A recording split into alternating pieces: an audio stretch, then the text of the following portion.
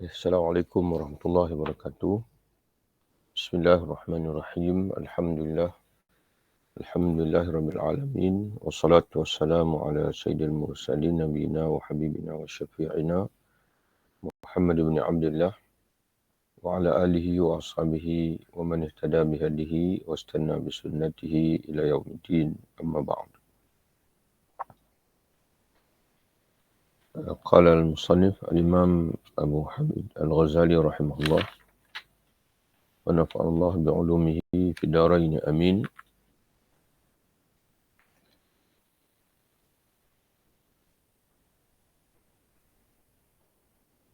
وليس يخفى أن العلوم الدينية وهي فقه طريق الآخرة إنما تدرك بكمال العقل وصفاء الذكاء. Dan tidaklah tersembunyi bahawa ke surat 77. Dan tidaklah tersembunyi bahawa ilmu agama maknanya cukup jelas bagi kita bahawa ilmu agama ialah memahami jalan akhirat yang dapat diketahui, tuan-tuan perempuan tulis itu, yang hanya dapat diketahui dengan kesempurnaan akal dan juga kebersihan kecerdikan. Dan kesempurnaan akal dan juga wasafa'il zakat. Kecerdikan yang yang sempurna lah. Kecerdikan yang safa ni mana zakat itu cerdik. Safa'uz zakat. Jadi apa Imam Al-Ghazali nak sampaikan kepada kita rahimahullah, rentetan daripada sebelum ini, dia telah pun menyebutkan kepada kita bahawa berbanding dengan bidang-bidang yang lain, bidang keilmuan itulah muallim, pengajar, guru, termasuklah ulama lah, dalam agama disebut ulama, merupakan bidang pekerjaan yang paling mulia, yang paling utama berbanding empat yang menjadi asas dalam kehidupan manusia, iaitu pertanian, tenunan, pembinaan dan juga siasah, politik, pentadbiran. Namun kata dia, ilmu itu sendiri ada dipanggil berbeza-beza keutamaan dia. Ilmu itu banyak dan di antara ilmu dengan ilmu yang lain itu ada perbezaan. Ada tinggi rendah pula keutamaan dia. Dan bagaimana untuk kita mengukur keutamaan suatu ilmu itu berbanding dengan ilmu-ilmu yang lain? Imam Al-Ghazali memberikan 3 ukuran. Yang pertama, merujuk kepada apa yang menjadi naluri dalam diri manusia ini, bagaimana ilmu itu ditanggapi, difahami. Ada ilmu yang difahami sekadar dipanggil menggunakan indera, panca indera kita. Ilmu yang dapat difahami, mana dapat dipelajari dengan melihat, dengan mendengar, dengan merasa dan sebagainya. Dan di sana ada ilmu yang hanya dapat difahami dengan akal, dengan kecerdikan. Jadi kata Imam Al-Ghazali rahimahullah, al-ilmu al-ulum al-aqliyah, ilmu yang hanya dapat difahami dengan kecerdikan, dengan berfikir, dengan merenung lebih lanjut, bukan sekadar melihat dengan baca indera, tapi walaupun melihat dan baca indera tapi memerlukan daya akal, itu lebih mulia daripada ilmu semata-mata dengan melihat, mendengar dan sebagainya. Sebab itu kata Imam Al-Ghazali, ilmu pasti, mana ilmu untuk kita memastikan kebenaran, dasarkan pada dengan ta'akul, dengan akal, yang disebut dengan ilmu mantik dan sebagainya, itu lebih mulia daripada ilmu bahasa. Yang dimulai daripada ilmu bahasa yang hanya sekadar untuk kita nak memahami percakapan. Itu yang pertama, kriteria yang pertama. Yang kedua, dilihat kepada sejauh mana keperluan manusia pada ilmu itu. Dan sejauh mana keperluan manusia kepada ilmu tersebut. Lagi ramai manusia memerlukan ilmu itu, maka ilmu itu lagi penting, lagi utama. Itu yang kedua. Jadi sebab itu dia bagi contoh sebelum ini, berbanding dengan ilmu pertukangan emas dengan ilmu pertanian, maka ilmu pertanian itu lebih mulia daripada ilmu pertukangan emas. Kerana ilmu pertanian itu merangkumi semua manusia memerlukan makan.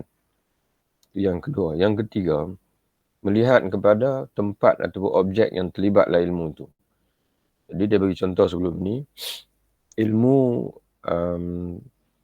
tentang emas, tempaan menempa emas, pertukangan emas lebih mulia, lebih utama daripada ilmu menyamak kulit. Kerana emas itu lebih bernilai daripada kulit. Jadi 3 dia bagi. Dan dia nak, dan perenggan yang kita nak baca hari ini ni, Imam Ghazali ingin menjelas kepada kita bahawasanya daripada segala semua ilmu itu, ilmu agama lah yang paling utama. Kerana memenuhi ketiga-tiga aspek tadi dalam segenap segi. Melihat kepada apa yang alat yang dalam diri kita yang kita perlu gunakan untuk memahami agama, iaitu akal. Ilmu agama ni memerlukan kepada kesempurnaan akal dan juga kebersihan. Dia panggil kecerdikan yang sungguh-sungguh lah, safa'ud zakat. Kecerdikan yang sungguh-sungguh. Sebab itu kita bila kita contoh macam nak memahami Al-Quran, tafsir, hadis dan sebagainya, lahirnya ulama-ulama mujtahid. Dan kita ni bila tak mampu nak jadi mujtahid, maka kita berusaha untuk memahami kalam mujtahid. Itu pun memerlukan pada kecerdikan, pada akal. Itu yang pertama. Yang kedua, dari segi keperluan umum pula, ilmu agama, dia memang diperlukan oleh semua masyarakat untuk kebahagiaan abadi dunia dan akhirat. Untuk kebahagiaan dunia dan juga kebahagiaan abadi di akhirat. Dan dari segi tempat yang terlibat pula, maka dia membabitkan hati dan jiwa manusia. Atas muka dunia ini, nak banding dengan emas ke, nak banding dengan perak ke, nak banding dengan permata ke, tidak akan boleh menyaingi atau boleh mengatasi nilai hati. Jadi kalaulah ilmu pertukangan emas, sebagai contohnya, untuk membersihkan logam emas itu daripada sisa-sisa batu dan sebagainya setelah lombong, dan juga untuk menempa emas. Yang ketiga, ilmu kulit tadi untuk menyamak kulit. Tapi ilmu agama ni, dia untuk membersihkan hati. Jadi, dalam muka dunia ini, Imam Ghazali akan sebut nanti, tidak ada yang lebih bernilai daripada hati. Jadi, ala kulli hal, dalam semua profession, dalam semua bidang pekerjaan, yang berkait dengan ilmu lah yang paling mulia. Dan bagi orang-orang yang terlibat dengan ilmu ni, yang paling mulia sekali adalah yang menyampaikan ilmu agama, ilmu ad-din. Kita jelaskan umum, nanti kita baca nanti, tuan-tuan akan terus dapat memahaminya dengan baik, insya-Allah. Jadi kata Imam Ghazali, dan tidaklah tersembunyi, maknanya jelas bagi kita yang orang beriman, bahawa ilmu agama ialah memahami jalan akhirat yang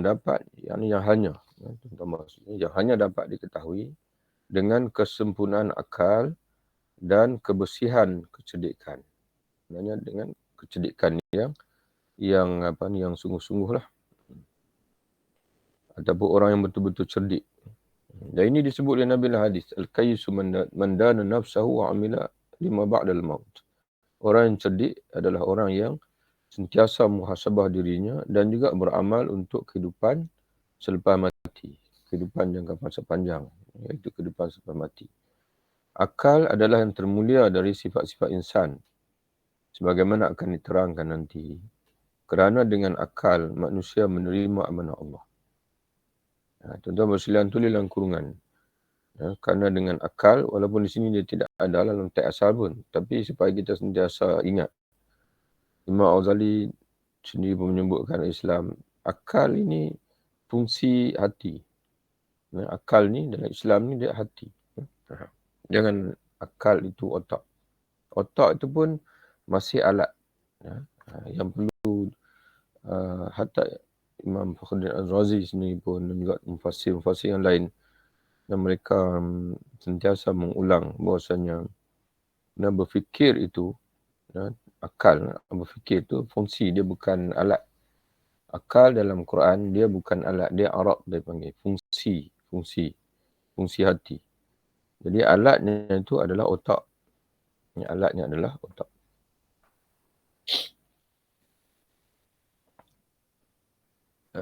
Okey, akal adalah yang termulia dari sifat-sifat insan. Tuan-tuan parti tengoklah. Dia sini Imam Ghazali sendiri pun sebut akal ni adalah sifat. Akal ni adalah sifat. Akal.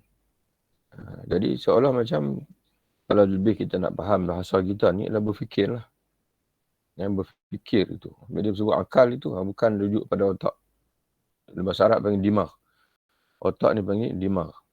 Tapi bila sebut akal itu ialah fungsi, dia panggil sifat berfikir. Sifat dia panggil kebolehan berfikir. Adalah yang termulia daripada sifat-sifat insan. Sebagaimana akan diterangkan nanti. Kerana dengan akal, yakni dengan kebolehan berfikir, yang mana kebolehan berfikir ini bertempatnya di hati dan alatnya adalah otak. Interaksi hati dengan otak merupakan maka dengan akal, dengan kebolehan berfikir itu manusia menerima amanah Allah. Jadi sebab itu binatang-binatang dia tidak ada kebolehan ini, maka sebab itu dia tidak diamanahkan, tidak ditaklifkan. Dan dengan akal akan sampai ke sisi Allah. Tuan tulis sikit nota kaki. Ma'rifatullah. Mana dengan akal manusia akan sampai ke sisi Allah, yakni sampai untuk mengenal Allah dan juga hampir dengan Allah. Adapun tentang umum kegunaannya, umum kegunaan ilmu itu, tadi kita dah sebut dah tadi, kerana ada 3 kan semua. Yang pertama, melihat dari sudut apa alat yang ada dalam diri manusia untuk memahami ilmu itu. Itu menentukan ilmu itu tinggi ataupun rendah darjatnya. Yang keduanya, sejauh mana ilmu itu melibatkan orang ramai. Maka adapun tentang umum kegunaannya, ini kegunaan ilmu agama tu, yang menunjuki manusia jalan ke akhirat itu, maka tidak diragui lagi kerana kegunaan dan kehasilannya ialah kebahagiaan akhirat. Mana bila kebahagiaan akhirat, maka dia diperlukan oleh semua manusia kerana semua manusia inginkan kebahagiaan. Tidak terkecuali seseorang pun. Adapun kemuliaan tempat, mana ilmu agama ni apa tempat yang membabitkan dia? Contoh macam pertukangan emas tadi. Tempat ataupun tentu lingkungan objek. Dan pertukangan emas tadi, emas lah. Kalau kulit tadi, dipanggil proses samak kulit, jadi kulit lah objek tempatnya. Tapi ilmu agama ni, kemuliaan tempat. Ataupun dari segi kemuliaan objek tempat. Maka bagaimana tersembunyi? Tuan-tuan tulis itu. Dalam bahasa Arab ini, dia ada istifham ni, dia ada 2, taqririyah dan juga ingkari. Maka di sini ifham ingkari, maka tidak. Walaupun dia tulis bagaimana. Maka maksudnya tidak tersembunyi bahawa guru, sepatutnya G itu huruf kecil. Yang mana sebab dia sambung.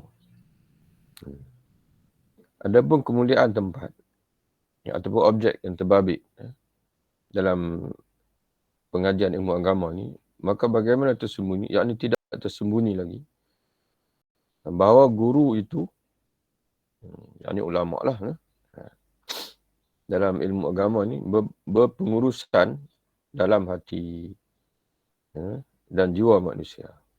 Dalam tu Asal lebih tepatnya dengan. Guru ulama lah, guru lah agama ni, dia berurusan dengan hati dan jiwa manusia. Kalau tadi tukang emas, dia berurusan dengan emas. Kalau tukang kulit, tukang samak kulit, dia berurusan dengan kulit. Tapi guru yang mengajar agama ni, dia berurusan dengan hati dan jiwa manusia.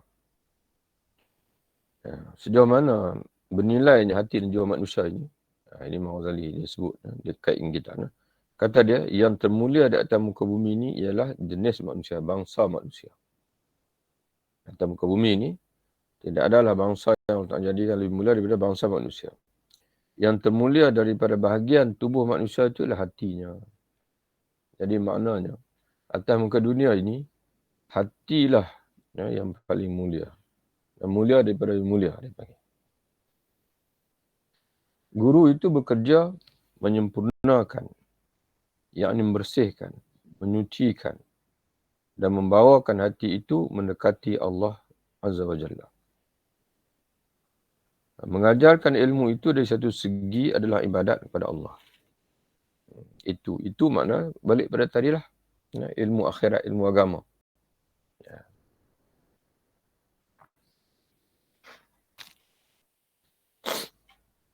Mengajarkan ilmu itu, ini ilmu agama itu, dari satu segi adalah ibadat kepada Allah. Dan dari segi yang lain adalah menjadi khalifah Allah.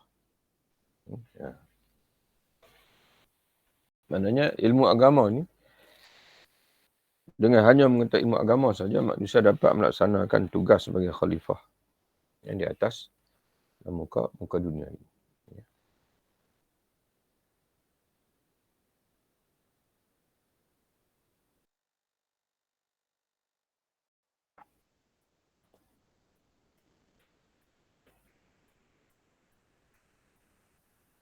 Dan itu adalah yang termulia.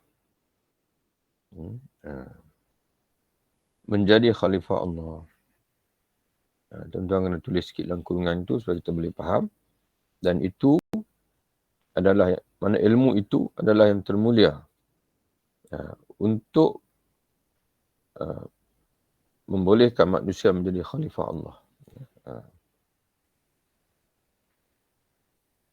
Bahawa Allah dalam membuka pada hati orang berilmu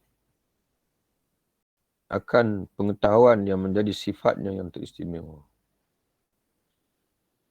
Maka dia adalah seperti, dia maknanya mu'alim, guru, ulama, adalah seperti penjaga gudang terhadap barang gudangannya. Nya tu huruf besar lah.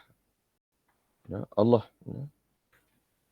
Jadi apabila Allah mengajar ulama-ulama, ilmu yang asalnya, ilmu tu memang Allah Ta'ala sedia mengetahui. Dan Allah Ta'ala lah sedia mengetahui bahawasanya agama yang benar Islam. Okay. Bahawasanya cara yang benar untuk manusia ini hidup dan dunia menjadi hamba Allah dan juga khalifah itu Allah Ta'ala yang tahu. Lalu Allah Ta'ala, dan dia berada dalam khazanah, dalam gudang ilmu Allah. Kemudian Allah Ta'ala pindahkan ke dalam dada ulama. Maka ulama ni seperti penjaga gudang lah. Penjaga gudang. Barang gudangan nya. Yang Allah yang termulia. Yang ni barang gudangan maknanya pembenaraan ilmu Allah yang termulia. Kemudian diizinkan berbelanja dengan barang itu. Mana Allah Ta'ala izinkan ulama untuk infak. Dia terjemah. Infak lah maknanya dia macam kita bagi harta kepada orang. Harta tu asalnya Allah Ta'ala. Allah Ta'ala singgahkan kepada kita. Amanah kepada kita. Kemudian kita belanjakan harta itu kepada fakir miskin dan sebagainya. Jadi kebaikan untuk kita. Jadi ilmu itu asalnya berada dalam pemeliharaan Allah. Allah pindahkan dada ulama. Kemudian ulama ini seolah menjadi penyimpan kepada khazanah ilmu Allah. Kemudian dia belanjakan ilmu itu dengan barang itu, dengan barang yang menjadi khazanah Allah Ta'ala itu untuk siapa yang memerlukannya, membutuhkannya, memerlukannya. Boleh fahamnya? Itu. Jadi itulah dia panggil kemuliaan ilmu itu sendiri.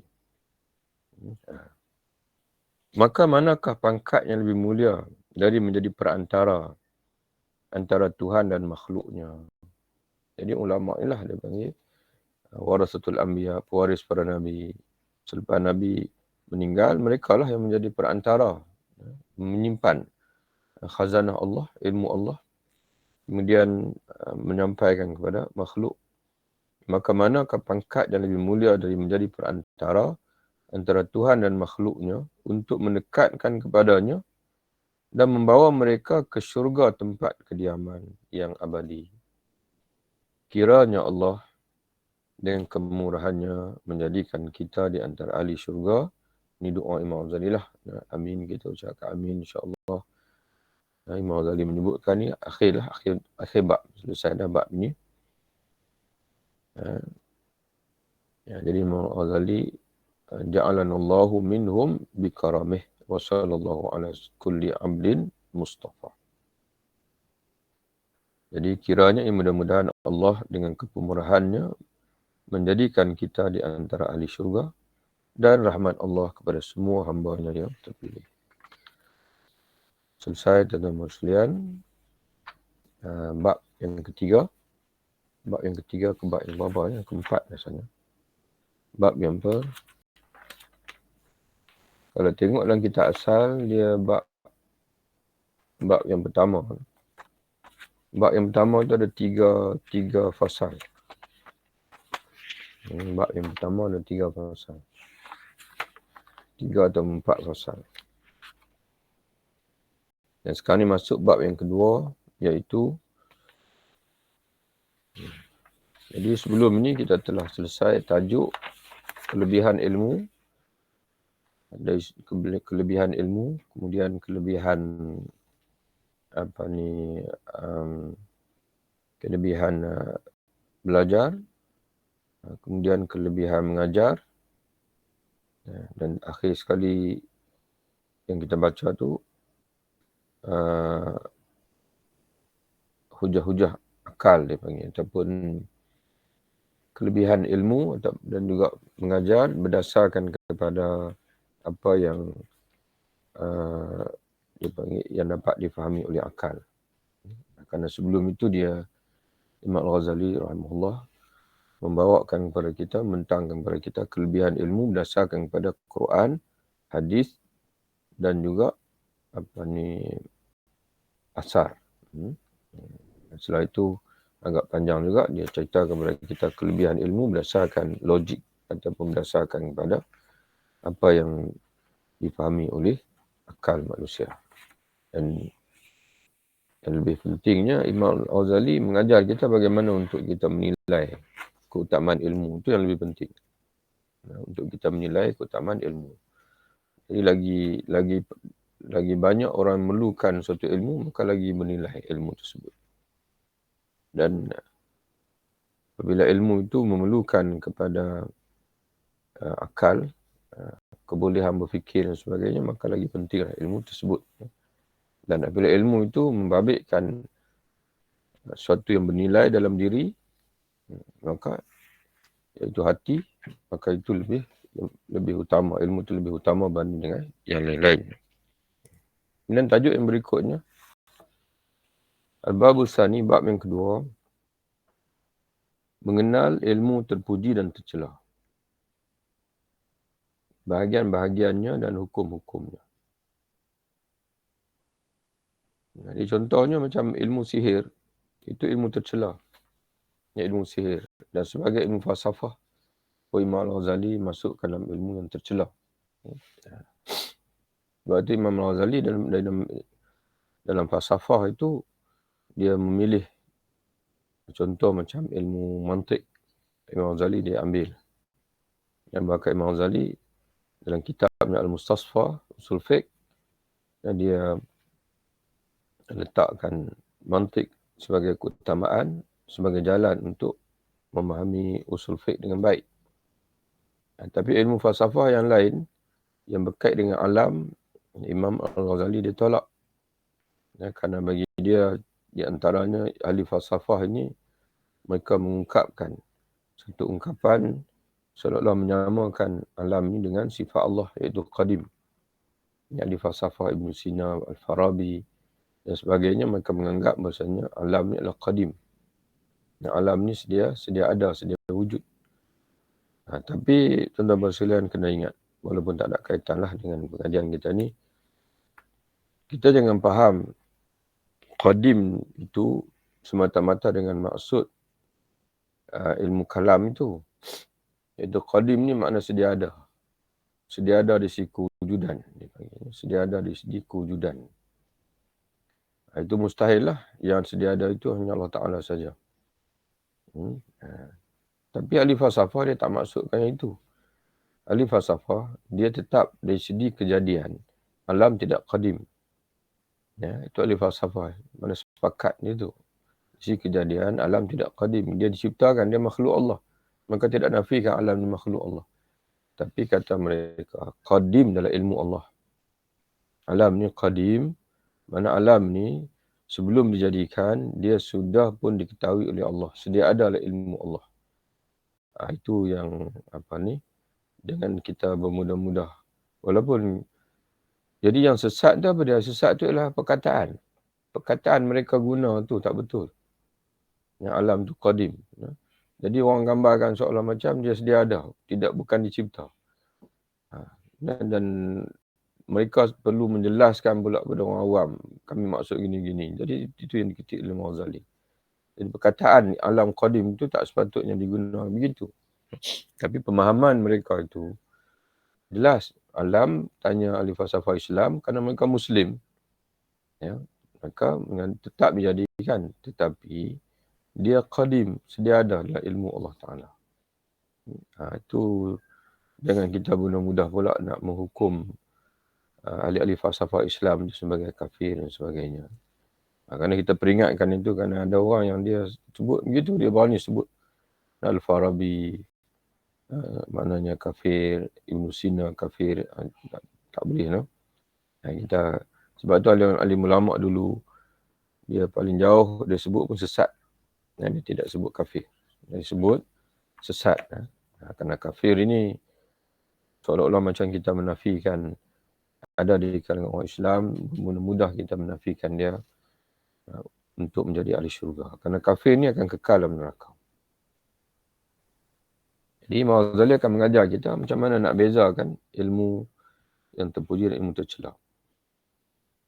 Bahagian-bahagiannya dan hukum hakamnya. Jadi ada pula bahagian ilmu ni, ada ilmu dia panggil ilmu yang asas, ada yang ilmu yang hanya bersifat dia panggil ilmu alat. Dan ada ilmu yang walaupun terpuji tapi dia hanyalah pelengkap saja. Itu ada bahagian-bahagian ilmu. Imam Al-Ghazali akan mengajar kita nanti. Padanya penjelasan. Dalam bab ini juga ada penjelasan apakah yang fardu ain dan apakah yang fardu kifayah. Imam Al-Ghazali akan jelaskan. Yang menariknya nanti, tuan-tuan akan jumpa. Pemahaman Imam Al-Ghazali tentang fardu ain ni berbeza jauh dengan pemahaman kita. Kita fardu ain ni standard. Bila-bila masa pun yang itulah. Akidah, fiqh, tasawuf. Standard gitu. Tapi Imam Ghazali mengajar kita bahawasanya ilmu fardu ain ni dia berubah-ubah ikut individu. Ada yang sama, ada yang berbeza ikut individu. Sebagai contoh, bagi seorang yang berniaga, fardu ain atas dia mempelajari ilmu tentang perniagaan Islam supaya tak terlibat dengan riba, gharar dan sebagainya. Tapi ilmu tu tak wajib pada petani sebab petani dia tak berniaga. Dia tidak berniaga. Dan ilmu tanggungjawab pemimpin wajib ke atas orang nak terlibat dengan politik tapi tak wajib bagi rakyat. Jangan dibebankan rakyat untuk belajar siasat syariah pula. Jadi sebab itu orang yang dia memang belum sampai masa kahwin, dia tak wajib belajar tentang tidak fardu ain atas dia untuk belajar tentang hak ehwal rumah tangga. Tapi orang yang nak kahwin wajib belajar. Jadi sebab itu Imam Al-Ghazali rahimahullah. Dan satu lagi masalah, kalaulah tidak berlaku apa-apa masalah kecelaruan dalam akidah, tak perlu belajar. Hujah-hujah untuk membenting diri daripada aliran-aliran pemikiran yang sesat. Tapi kalau kami kata Imam Ghazali, dalam masyarakat kita itu berlaku kecelaruan akidah, wajib fardu ain diajar kepada orang Islam bagaimana untuk dia menjaga akidah dia daripada kesambaran-kesambaran yang timbul itu. Sebagai contoh, zaman dulu, kenapa dalam setiap kitab akidah itu disebut tentang Mu'tazilah dan juga ahli falsafah, pandangan ahli falsafah? Kerana zaman itu pemikiran Mu'tazilah ni masih dibualkan, dibicarakan, dan juga ahli falsafah. Maka ulama-ulama masuk dalam kitab. Ya, bila sebut ahli sunnah wal jamaah, sebab tu nanti akan sebut Mu'tazilah pandangan begini. Dan pandangan itu adalah batil. Batil dari segi mana? Tapi zaman hari ini sebenarnya umat orang Islam dia lebih memerlukan untuk mana perlu didedahkan kesesatan ataupun kesilapan dari segi Islam lah. Dari Islam, contoh macam kita kata liberal dan pluralism itu perlu ditekankan juga tu dalam akidah tu, supaya anak-anak kita ni dia jelas bahawasanya pemikiran liberal, pluralism itu sekular dan sebagainya itu bercanggah dengan syariat, dengan akidah Islam. Nanti kita akan jumpa Imam Ghazali akan sebut dengan terperinci pada kita macam mana kita nak ukur, nak memahami ilmu fardu ain.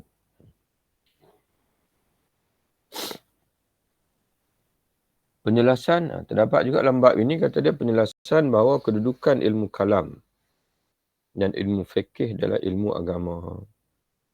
Jadi Imam Ghazali ni, dia kalau kita baca nanti, ilmu kalam dan ilmu fikih ni, dia ada had dia. Bukan semua. Had ilmu kalam dan ilmu fiqh yang perlu diketahui oleh orang awam. Yang lebih utama orang awam ni bagi Imam Ghazali adalah ilmu akhirat. Sampai mana batasnya? Sampai mana batas ilmu kalam dan juga ilmu fiqh yang perlu kita pelajari, dan keutamaan ilmu akhirat. Jadi jangan kita melibatkan dengan masyarakat berdebat dalam masalah fiqh yang tak perlu. Padahal masalah-masalah itu hanya perlu ulama saja. Dia nak buat soalan supaya dia tahu sebuah sikit hukum hakam. Ini kita heret masyarakat untuk berdebat dalam masalah fiqh. Sehingga kan masyarakat bertengkar, berjidal, dan mereka melupai ilmu yang paling utama, iaitu ilmu akhirat. Ilmu akhirat. Penjelasan ilmu yang menjadi fardu ain. Jadi yang ni tuan-tuan bersama, sepatutnya dia penerbit lah, sepatutnya dia kena letak tajuk ni. Dalam ni, kalau ikut asal ni adalah penjelasan ilmu yang menjadi fardu ain tu dia tajuk. Kenapa nak dibicarakan mula-mula di sini ialah Imam Ghazali dia mulakan dengan menjelaskan ilmu yang menjadi fardu ain. Dengan Nabi Sarah tulis sendiri. Garis itu penjelasan ilmu fardu ain itu letak di bawah sebagai tajuk. Penjelasan ilmu yang menjadi fardu ain. Bersabda Nabi SAW, menuntut ilmu adalah wajib atas tiap-tiap Muslim. Inilah hadis tentang Muslim yang menjadi asas ilmu fardu ain. Kerana bila Nabi SAW menyatakan, hadis ini hasan, kita dah jumpa dah sebelum ni, dan kita dah sebut dah di si ulama hadis, hadis ini hadis hasan, hadis yang maknanya boleh jadi hujah tanpa keraguan. Jadi bila Nabi menyatakan menuntut ilmu tu wajib, adakah semua ilmu? Mustahil. Kerana ilmu ni banyak. Maka sudah tentu yang Nabi maksudkan ilmu yang wajib atas setiap Muslim itu ialah ilmu fardu. Ilmu fardu. Seumpama sembahyang fardu lah. Bukan semua sembahyang fardu. Sembahyang 5 waktu saja yang fardu. Jadi dalam ilmu ni pula, apa ilmu yang bertaraf salat 5 waktu tu. Ini Imam Ghazali akan bahasan pada kita. Dan bersabda pula Nabi SAW, tuntutlah ilmu walau ke negeri Cina. Yang letak kaki di bawah tu, kedua-dua hadis ini sudah diterangkan dahulu. Hadis tuntutlah ilmu wajib, menuntut ilmu wajib atas setiap Muslim, itu hadis hasan. Adapun hadis tuntutlah ilmu walau ke negeri Cina, kata Imam Zainuddin Al-Iraqi, hadis sanad dan dhaif. Berbeza pendapat manusia. Manusia di sini tuan-tuan tulis ulama. Ya. Para ulama berbeza pendapat mengenai ilmu yang menjadi fardu ain atas tiap-tiap Muslim. Sampai berpecah belah. Ini penterjemah kita diterjemah begitu. Sepatutnya dia tulis sampai sehingga terpecah, cukuplah. Tak payah belah tu, tak payah. Sehingga terpecah. Pandangan itu menjadi lebih dari 20 golongan. 20 dia panggil 20 kelompok. 20 pendapat lah. Kami di sini tidak akan menguraikannya satu perinci. Dan dia kata dia tak akan bawa lah 20 pendapat tu. Akan tetapi hasilnya, mana kesimpulan yang dia dapat buat, ialah masing-masing golongan itu menempatkan wajib, mana fardu ain, ilmu fardu ain, ilmu yang wajib dituntut pada ilmu yang dipilihnya. Contohnya kalau dia tu memilih untuk bergelumang dengan ilmu tafsir, maka dia cenderung menyatakan ilmu fardu ain itu ilmu belajar ilmu tafsir. Kalau dia memilih ilmu hadis, maka dia cenderung menyatakan ilmu yang menjadi fardu ain itu adalah ilmu hadis. Dia Imam Ghazali dia melihat dari sudut itulah dia kata perbezaan itu kerana melihat pada ilmu yang dipilih, yang dicenderungi oleh masing-masing itu. Berkata ulama ilmu kalam,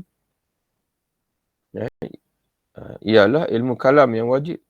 Bagi mendapat ilmu ulama kalam, yang fardu ain ni adalah belajar ilmu kalam lah, yang wajib dipelajari. Kerana kata mereka, kata ulama-ulama kalam, dengan ilmu kalam, diketahui keesaan Tuhan, zat dan sifatnya. Ilmu kalam ni ilmu apa? Ilmu berkenaan, memahami, dipanggil memahami akidah. Memahami akidah berdasarkan kepada dalil-dalil yang qat'i. Itu makna ilmu kalam. Akidah ni pula apa dia? Iaitu ketuhanan, kenabian dan juga sam'iyat. Ilahiyat, nubuat dan juga sam'iyat. Itu akidah. Jadi sebab itu ulama kalam. Ulama kalam ni ulama akidah lah. Ulama akidah. Mereka kata ilmu kalam lah, ilmu akidah lah yang wajib. Yang fardu. Kata ulama fiqah, ialah ilmu fiqah yang fardu ain. Kerana dengan ilmu fiqah diketahui ibadat halal dan haram. Apa yang diharamkan, apa yang dihalalkan dari hukum muamalah. Itu hujah ulama fiqah pula. Kalau tak mengaji fiqah, macam mana nak sembahyang? Kalau nak mengaji fiqah, macam mana kita nak tinggalkan yang haram? Ulama tafsir, ulama fiqah berusaha dengan sungguh-sungguh membentangkan apa yang diperlukan masing-masing orang, masing-masing dan tulis setiap orang, setiap manusia. Tidak pada soal, yang ni terjemahan dia, tuan-tuan kena pindah lah. Berdepan, berdepan soal-soal yang jarang terjadi. Sebaiknya untuk tuan-tuan selarikan wacana dengan sebelum, di samping. Berkata ulama fiqah, yang menjadi fardu ain ilmu fiqah kerana dengan ilmu fiqah diketahui ibadat halal dan haram. Apa yang diharamkan, apa yang dihalalkan dari hukum muamalah. Di samping ulama fiqah berusaha dengan sungguh-sungguh membentangkan apa yang diperlukan setiap orang. Yang ni fatwa lah. Fatwa. Berdepan soalan-soalan yang jarang terjadi. Maknanya jarang terjadi dalam peringkat umum, tapi terjadi pada individu. Maka turut diselesaikan oleh ulama fiqah. Jadi ulama fiqah, jadi bagi pendapat ulama-ulama fiqah, ilmu fiqah lah menjadi fardu ain. Kerana ilmu fiqah ini dia mengajar tentang ibadat, halal haram, di samping menyelesaikan masalah individu. Ulama tafsir dan ulama hadis berkata, Iaitu ilmu kitab dan sunnah lah yang fardu ain. Kerana dengan perantaraan keduanya, yang dengan memahami kitab Allah dan sunnah Nabi, akan sampai kepada ilmu yang lain keseluruhannya. Jadi kerana dalam kitab dan Quran hadis itu ada ilmu fiqh, ada ilmu tauhid, ada akidah, ada tasawuf. Jadi dengan kita mengaji, memahami Quran dan hadis, automatik kita memahami ilmu lain. Tapi kalau kita pegang pendapat ini, jenuh kita. Nak mengaji ilmu fardu ain ni, dia Quran saja ada 30 juzuk, hadis ada berapa ribu. Tapi begitulah ulama-ulama hadis. Sebab tu kita parti memanglah kecenderungan ni berlaku sampai ke hari ni. Kita parti tengok ada orang yang dia bergelumang ilmu hadis, maka dia memang bila-bila masa pun bagi dia ilmu hadis lah yang penting. Tapi melihat kepada kemampuan masyarakat, mampu ke tidak masyarakat nak menguasai ilmu yang begitu banyak. Berkata ulama tasawuf bahawa yang dimaksudkan, yakni maksudkan ilmu fardu ain itu ialah ilmu tasawuf. Setengah mereka menyatakan bahawa ilmu fardu ain, ilmu tasawuf, ini tentang kena pindah lah. Setengah mereka ialah setengah daripada tasawuf. Jadi ilmu tasawuf tu pula dia ada cabang pula. Jadi secara umum, semua ulama tasawuf menyatakan ilmu tasawuf fardu ain. Tapi kita bila ditanya, ilmu tasawuf ni banyak pula tu. Yang mana cabang, yang mana satu tasawuf yang paling fardu ain itu. Maka tuan-tuan tulis itu. Setengah mereka, yakni ulama tasawuf menyatakan bahawa ilmu fardu ain itu, ataupun ilmu tasawuf, buat dalam kurungan, yang menjadi fardu ain itu, kena tambah. Tidak nanti tuan-tuan akan keliru untuk faham. Setengah mereka, yakni ulama tasawuf menyatakan bahawa ilmu tasawuf, buka kurungan, yang menjadi fardu ain itu, tutup kurungan, ialah pengetahuan hamba dengan dirinya dan kedudukannya dari Allah. Ini merujuk pada ungkapan tu lah. Man arafa nafsahu arafa rabbahu. Barang siapa yang kenal dirinya, maka dia kenal Tuhannya. Sebahagian mereka, yang sebahagian ulama tasawuf pula menyatakan bahawa ilmu tasawuf yang menjadi fardu ain itu ialah ilmu tentang keikhlasan dan penyakit-penyakit yang membahayakan bagi diri, dan untuk membezakan antara langkah malaikat dari langkah syaitan. Jadi macam mana kita langkah dan tulis itu? Antara jejak langkah malaikat, bezakan mana jejak langkah malaikat, mana bila kita melalui satu perjalanan itu perjalanan malaikat dengan jejak langkah syaitan. Di antara mereka yang tasawuf menyatakan bahawa ilmu tasawuf yang menjadi fardu ain itu ialah ilmu batin, ilmu tentang hatilah, ilmu tentang jiwa. Dari itu diwajibkan mempelajari. Bagi golongan tertentu. Ini tuan-tuan kena tambah sikit dalam kurungan. Ini kesimpulan. Kalau tuan-tuan boleh pisahkan, buatlah kesimpulan. Ini kesimpulan daripada semua tadi. Dari itu, mana dari penjelasan tadi, ilmu ulama hadis kata, ilmu hadis lah fardu ain. Ulama fiqh kata ilmu fardu ilmu fiqh lah fardu ain. Ilmu kalam pula kata ilmu kalam lah fardu ain. Ilmu tasawuf kata ilmu tasawuf fardu ain. Dari itu, dari kesimpulan semua tadi, maka diwajibkan pelajarinya.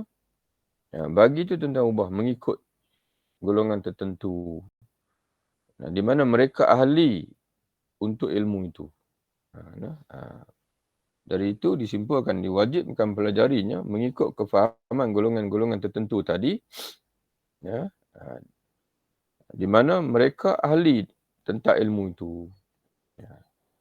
Dan dapat malingkan. Tuan-tuan ubah dapat tu mereka. Dan mereka memalingkan kata-kata dari umumnya. Ini malingkan kata-kata makna istilah fardu ain itu daripada makna umumnya. Jadi pandangan mereka tu kata Imam Ghazali agak terbatas. Kerana mereka hanya memahami ilmu fardu ain mengikut dipanggil golongan-golongan tadi ni, golongan-golongan tertentu tadi ni, mereka hanya memahami ilmu fardhu ain mengikut ilmu yang mana mereka ahli tentang ilmu itu. Maka natijahnya mereka telah malingkan kata-kata ilmu fardhu ain itu daripada maksud umum dia. Sepatutnya ilmu fardhu ain tu dia jadi umum. Ada ilmu kalam sikit, ilmu akidah sikit yang fardhu ain. Ada sebahagian ilmu fiqh yang fardhu ain dan ada sebahagian ilmu Quran yang fardhu ain dan ada sebahagian ilmu hadis yang fardhu ain. Itu betul-betul. Tapi bila mereka membaca di sudut aspek keahlian masing-masing, maka dia jadi sempit. Contoh macam Quran. Kalau belajar membaca Quran, itu fardhu ain. Dan dipanggil apa? Keyakinan tentang Quran sebagai kalamullah itu fardhu ain. Tapi adakah kita nak melibatkan semua orang untuk mengaji tafsir? Itu sudah di luar kemampuan. Jadi sebab itu Imam Ghazali berkata Abu Talib Al-Makki bahawa ilmu yang diwajibkan ialah pengetahuan yang terkandung dalam hadis yang menerangkan sendi-sendi Islam, iaitu sabda Nabi SAW, Bunya Islam ala khamsin, dibina Islam atas 5 sendi. Ini rukun Islam yang 5 lah. Kata Abu Talib Al-Makki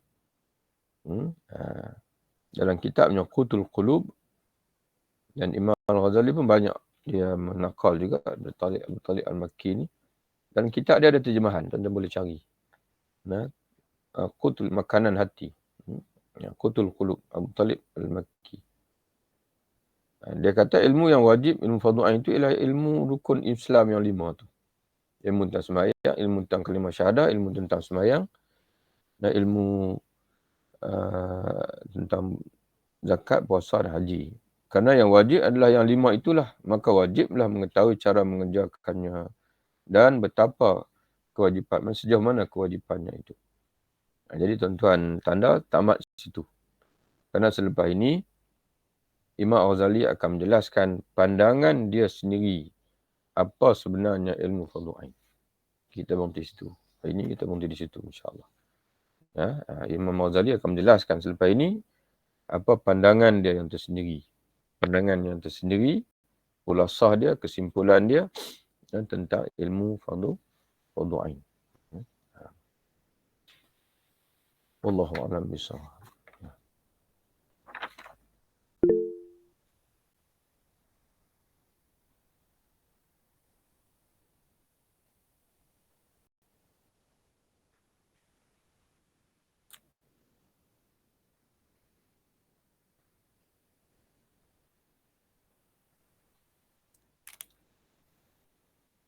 InsyaAllah kita jumpa lagi lah. InsyaAllah. Ini hari Selasa. Hari Rabu. Hari Rabu insyaAllah. Setakat ini boleh insyaAllah. Kalau pegang dulu tarikh tu. InsyaAllah besok kita sambung. Kalau anda ada urusan besok ni, nanti anda akan maklumkan lah dalam WhatsApp insyaAllah. Dan kalau tuan-tuan dan puan rasa agak kerak, maklum saja insyaAllah. Boleh insyaAllah kalau kita sekali-sekala kita selang-selang boleh insyaAllah.